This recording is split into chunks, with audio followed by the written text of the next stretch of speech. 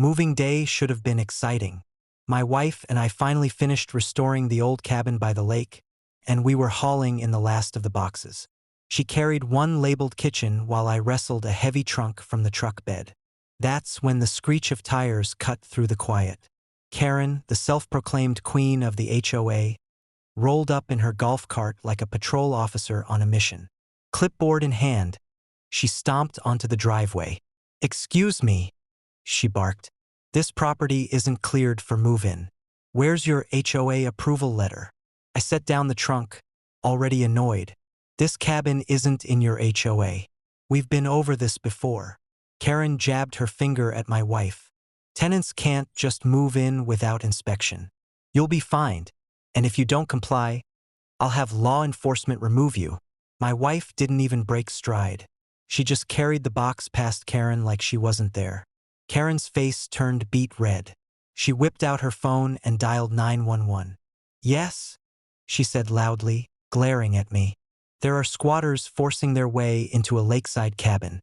Send deputies immediately." I sighed. "Karen, you're going to regret this." She smirked. "Oh, we'll see who regrets it when the sheriff drags you out." 15 minutes later, a county cruiser pulled up. Sheriff Daniels himself stepped out, boots crunching on the gravel. He adjusted his hat, scanned the scene, then locked eyes on my wife, who was carrying another box down the walkway. He froze.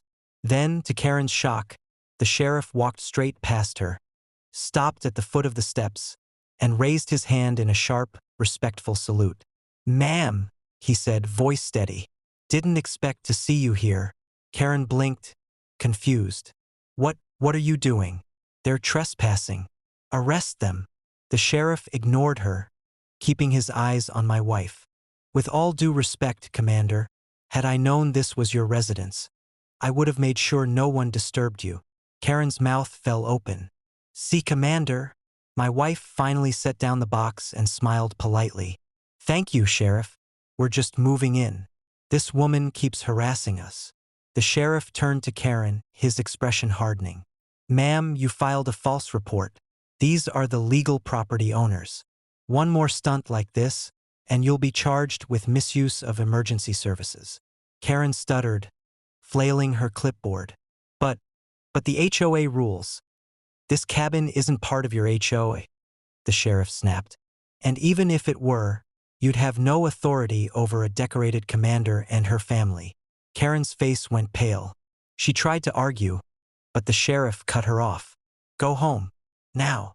For once, she obeyed, storming back to her cart in silence, humiliated. As the cruiser pulled away, I looked at my wife. "Well, that was dramatic," she smirked. "Sometimes it pays to let people underestimate you." Now the HOA leaves us alone. Karen won't even look our way when she passes by, because she'll never forget the moment she called the cops, only to watch the sheriff salute my wife on our own front steps.